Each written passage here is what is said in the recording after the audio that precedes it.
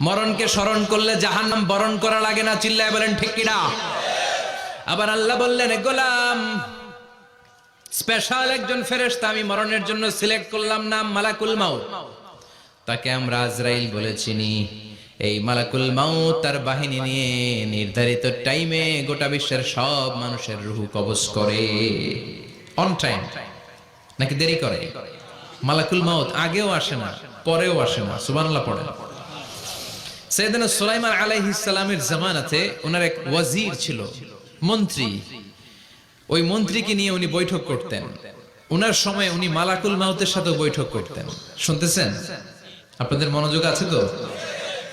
উনি বৈঠকে বসেছেন, মালাকুল মাউতও বসা, ওয়াজিরও বসা। হঠাৎ মালাকুল মাউত ওয়াজিরের দিকে বড় বড় চোখ করে তাকাচ্ছে। বড় বড় চোখ করে তাকানোতে ওয়াজির ভয় পেয়েছে।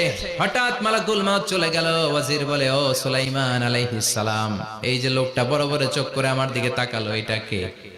সাইয়েদনা সুলাইমান বলে, হাদা মালাকুল মাউত। যে বর্ণনাটা বলছি এটা হাদিস না, এটা হচ্ছে ইসরাইলিয়া, জিউস ট্র্যাডিশন। কোরআন হাদিসের সাথে কোনো দ্বন্দ্ব নাই, তাই বর্ণনা করা যাবে। বিষ্ণু বলেছেন, বাল্লিগু আন্নি ওয়ালাউ আয়া। আবার বলেছেন, ওয়া হাদিসু আন বনি ইসরাঈল ওয়ালা হারাজ। বনি ইসরাইলের ট্র্যাডিশন বর্ণনা করো, জিউস ট্র্যাডিশন বর্ণনা করো, এতে কোনো সমস্যা নাই। ওয়াজির বলে, ও সাইয়েদনা সুলাইমান, বড় বড় চোখ করে যে তাকালো লোকটাকে? সাইয়েদনা সুলাইমান বলে, হাদা মালাকুল মাউত, এটা মৃত্যুর ফেরেশতা। ওয়াজিরের কলিজায় পানি নেই। এটা কি ফেরেশতা? শুনে তো পিলে চমকে গিয়েছে। কয় কি? মালাকুল মাউত তো আমার চিনে ফেলাইছে, বাড়ি চিনে ফেলছে, আমার খবর আছে। সাইয়েদনা সুলাইমান আলাইহিস সালাম জিনদেরকে দিয়ে কাজ করাতেন, মেঘমালাকে দিয়ে কাজ করাতেন, বিশাল সিংহাসন নিয়ে পৃথিবীর প্রাচ্য থেকে পাশ্চাত্যে ঘুরে বেড়াতেন। সাইয়েদনা সুলাইমানকে ওয়াজির বলে, ও সুলাইমান, মেঘমালাকে আদেশ করে দেন, আমি আর এই ফিলিস্তিনের ভূখণ্ডে থাকতে চাই না। আকাশের মেঘমালার উপরে আমারে বসিয়ে দেন, আর বলে দেন আমারে নিয়ে যেন আকাশের মেঘমালা হিন্দুস্তানের ওই দূর পর্বতে রেখে আসে। আকসা আল হিন্দ, হিন্দের সবচেয়ে দূরবর্তী জায়গায় যেন আমারে রেখে আসে। সাইয়েদনা সুলাইমান বললেন, আকাশের মেঘ যাও, আমার ওয়াজিরকে নিয়ে হিন্দুস্তানের একটা উপদ্বীপে রেখে আসো। রেখে আসা হলো। কিছুক্ষণ পর মালাকুল মাউত সাইয়েদনা সুলাইমানের কাছে হাজির। সাইয়েদনা সুলাইমান বললেন, ও মালাকুল মাউত, কই ছিলা? কই, একটু আগে হিন্দুস্তান থেকে আপনার ওয়াজিরের রূহ কবজ করে আসছি। সুবহানাল্লাহ পড়েন। এটা আবার কেমন কথা, তুমি ওইখানে গেলা কেন? কয়, রব্বুল আলামিন কিছুক্ষণ আগে আমার কাছে পয়গাম পাঠিয়েছে, যাও সাইয়েদনা সুলাইমানের ওয়াজিরের রূহটা কবজ করো। কবজ করার জায়গা হলো হিন্দুস্তানের উপদ্বীপ। কোন জায়গায়? মালাকুল মাউত এসে দেখে সুলাইমান নবীর সাথে মিটিং করে। ওয়াজির কার সাথে মিটিং করে? সুলাইমান নবীর সাথে। কিন্তু ফরমানে লেখা রূহ কবজ করতে হবে কোথায়? হিন্দুস্তানে। সুবহানাল্লাহ কইবেন না? এজন্য বড় বড় চোখ করে আমি তাকিয়েছি, আর মনে মনে ভাবলাম টাইম তো নাই, কারণ মৃত্যু তো অন টাইমে হতে হয়, এখনই ওর রূহ কবজ করতে হবে। কেমন করে ওইখানে যাবে আমি জানি না, আমি আগে চলে যাব। মালাকুল মাউত চলে গেল, যে দেখে ওই জায়গায় ওয়াজিরও হাজির। সাথে সাথে রূহ কবজ করে আল্লাহর কাছে চলে গিয়েছে। পড়েন সুবহানাল্লাহ।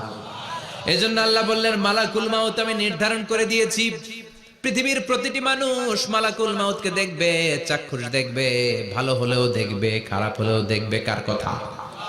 ভালো মানুষ যদি হয়, আল্লাহওয়ালা যদি হয়, ইসলাম প্রিয় যদি হয়, ডানপন্থী যদি হয়, মৃত্যুর সময় মালাকুল মাউত আলা সূরাতি শাবিন আলা আহসানি সূরা, একজন যুবকের আকৃতিতে চমৎকার ধবধবে সাদা একটা জুব্বা পরে, জান্নাত থেকে জান্নাতি কাফন নিয়ে, হানুত মিন হানুতিল জান্নাত, জান্নাতের সুগন্ধি নিয়ে মুমূর্ষু রোগীর মাথার সামনে এসে বসে যায়, আর দেহটার ইঙ্গিত করে বলে, ইয়া আইয়াতুহান নাফসুত তাইয়্যিবা, ও পবিত্র আত্মা। আরেক বর্ণনায় এসেছে, ইয়া আইয়াতুহান নাফসুল মুতমাইন্নাহ, ও প্রশান্ত আত্মা, উখরুজি ইলা মাগফিরাতিম মিনাল্লাহ, আল্লাহর ক্ষমার দিকে বের হয়ে আসো। উখরুজি ইলা মাগফিরাতিম মিনাল্লাহি ওয়া রিদওয়ান, আল্লাহর ক্ষমার সন্তুষ্টির দিকে রূহটা বের হয়ে আসো। স্মুথলি বলার সাথে সাথে মুমিনের দেহ থেকে রূহটা বের হয়ে আজরাইলের হাতে চলে যায়। স্মুথলি বলার সাথে সাথে স্বাচ্ছন্দ্যে, আনন্দে মুমিনের দেহ থেকে রূহটা সা করে বের হয়ে মালাকুল মাউতের হাতে এসে পড়ে। পড়েন সুবহানাল্লাহ। আল্লাহ এমন মৃত্যু তুমি আমাদের নসিবে রেখে দিও, চিৎকার করে পড়ে না আমিন। আর যারা ইসলাম মানে নাই, আর যারা কোরআন মানে নাই, আর যারা দিন কায়েমের আন্দোলন করে নাই, দিনকে ভালোবাসে নাই, বাম আর রামপন্থী ছিল, নাস্তিক ছিল, ইসলাম বিরোধী ছিল, তাদের কাছেও মালাকুল মাউত আসে কি আসে না? চিল্লায় বলেন আসে কি আসে না? তাদের কাছেও আসে, কিন্তু আলা সূরাতি আকবাহি রাজুল, একজনের চেহারা যত ভয়ঙ্কর হতে পারে, যত নিকৃষ্ট হতে পারে, এরকম ভয়ঙ্করতম নিকৃষ্ট দুর্গন্ধওয়ালা একটা চেহারা নিয়ে আসে। রিজলাহু ফিল আরদ, পা থাকে জমিনে, রাসুহু ফিস সামা, হাদিসের বর্ণনা, পা দুইটা জমিনে, মাথা আকাশে। এসে ধমক দিয়ে জালিমের মাথার সামনে এসে বলে, ইয়া আইয়াতুহান নাফসুল খাবিসা, হে পাপাত্তা, হে অপবিত্র আত্মা, উখরুজি ইলা সাখাতিল্লাহি ওয়া গাদাবিহি, আল্লাহর রাগের দিকে, আল্লাহর অসন্তুষ্টির দিকে বের হয়ে আয়। মালাকুল মাউতের এই অর্ডার পাওয়ার সাথে সাথে রূহটা কিন্তু বের হয় না। মুমিনের রূহকে ডাক দিলে যেমনি স্মুথলি বের হয়, কাফিরের রূহ এভাবে বের হয় নাকি? কথা বলেন। রূহটা ডানে যায়, ফাতাতাফাররাক, একবার রূহটা ডানে যায়, আবার রূহটা বায়ে যায়, আবার সামনে যায়, পায়ে যায়, হাতের মধ্যে ঢুকে ডানে বায়ে যায়। মালাকুল মাউত আবার ধমক দিয়ে বলে, ইয়া আইয়াতুহান নাফসুল খাবিসা, পাপাত্তা, বের হয়ে আয়। রূহটা আবার ডানে যায়, বায়ে যায়, সামনে যায়, পেছনে যায়। এবার ঘপাস করে মালাকুল মাউত রূহকে ধরে টান মারে। সারা দেহটা থেকে প্রাণ রস সিক্ত করতে করতে দেহ থেকে রূহটাকে টেনে হিচড়ে বের করে আনে। আর মুমূর্ষু রোগীটা চিৎকার মারতে থাকে, পড়েন না আউযুবিল্লাহ। একটা জীবন্ত ছাগলের চামড়াগুলো জবাই না দিয়ে কেউ যদি টেনে টেনে বের করে, ছাগল জবাই হয় নাই কিন্তু চামড়া এক পাশ থেকে টেনে টেনে টেনে হিচড়ে আপনি গা থেকে বের করলে যত কষ্ট হয়, এর চেয়েও বেশি কষ্ট দিয়ে মালাকুল মাউত বামপন্থী আর কাফেরদের রূহটা দেহ থেকে বের করে আনে, পড়েন না আউযুবিল্লাহ। আমাদের রূহটা যেন আল্লাহ, মুমিনদের রূহ আপনি যেভাবে কবজ করেন, ওইভাবে যেন আমাদের রূহটা বের হয়ে আসে। আর জোরে পড়েন আমিন। এজন্য আল্লাহ বললেন, বাল তুসিরুনাল হায়াতাদ দুনিয়া ওয়াল আখিরাতু খায়রু ওয়া আবকা। পাগলের মতো মোহাচ্ছন্ন হয়ে এই দুনিয়াটার পেছনে ছুটে বেড়াও, এই দুনিয়া আসল নয়, আখিরাত হলো আসল। চিল্লায় বলেন ঠিক কিনা? অস্থির, আমরা ব্যস্ত দুনিয়ার লোভে আর মোহে পড়ে আমাদেরকে যে মরতে হবে, চলে যে যেতে হবে, এটা ভাবার সময় আমাদের নাই। চিল্লাই কোন ঠিক কিনা? এজন্য বলা হয় মুতু ক্বাবলান তামুতু, মরার আগে একবার মরো। হাসিবু ক্বাবলান তুহাসাবু আলাইক, তোমার হিসাব কিয়ামতের দিন করার আগে তুমি তোমার হিসাব করো। জীবনে কি কি পাপ করেছি আমি জানি, আমার চেয়ে ভালো কেউ জানে না। চিল্লায় বলেন ঠিক কিনা? কি কি অন্যায় করেছি আমার হৃদয়ের মধ্যে কথাগুলো আছে না নাই? পৃথিবীর কেউ না জানলেও আমি জানি কি জানি না? পৃথিবী না জানুক আমি তো জানি, আমি কি পাপ করেছি হায়। পৃথিবী না জানুক আমি তো জানি, আমি কি পাপ করেছি হায়। আমার পাপের করলে বিচার, বাঁচার উপায় নাই আমার। দয়াময় প্রভু মাফ করো আমায়, মাফ করো আমায়। পড়ে না আমি আর জোরে আমিন। এজন্য হাসিবু ক্বাবলা আন তুহাসাবু আলাইক, তোমার হিসাব বসার আগে নিজে হিসাব করো কি কি করলা। আসল মরণের দিন শটান হয়ে তো শুয়ে পড়ো ভাই, মরার আগে আরেকবার মরো। মরার আগে আরেকবার কি করবেন? কথা বলেন। মরার আগে কি করতে হবে? হঠাৎ একদিন বিছানায় শটান হয়ে শুয়ে যান, চক্ষুটা বন্ধ করেন, ভাবেন মরে গিয়েছেন। এই তো মালাকুল মাউত চলে এসে রূহটা নিয়ে গেল। আত্মীয় স্বজন চিৎকার চেঁচামেচি শুরু করে দিল, কান্নার রোল পড়ে গেল চারদিকে।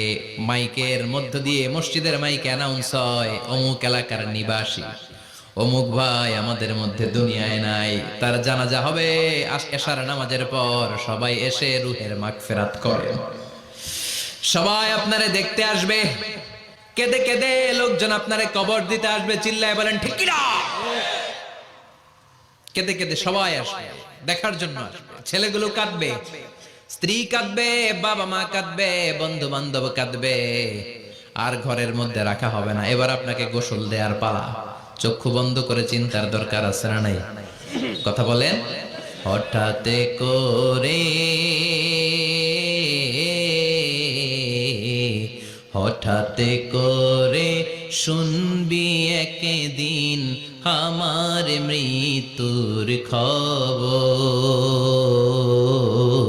কেঁদে কেঁদে আসবে সবাই দিতে আমায় কবর, দিতে আমায় কবর। ঠিক কি না? একটু চোখটা বন্ধ করে ভাবেন, আপনাকে গোসল দেয়া হবে, জামাগুলো খোলা হবে। এত টাকা দিয়ে যে দামি গোসলখানা টাইলস লাগিয়ে ঘরে বানালেন, আপনার শেষ গোসলটা কি ওই দামি গোসলখানায় হবে? লাশ যেখানে ধোয়া হয় ওই জায়গায় ধোয়া হবে। আপনাকে কাফন পরানো হবে। আপনার কলিজার টুকরা ছোট বাচ্চাটারে বলা হবে, আব্বু দেখে যাও, তোমার বাবারে শেষবারের মতো দেখো। আপনার বাবা মা শেষবারের মতো একটা নজর দিয়ে আপনার চেহারাটা দেখে নিবে।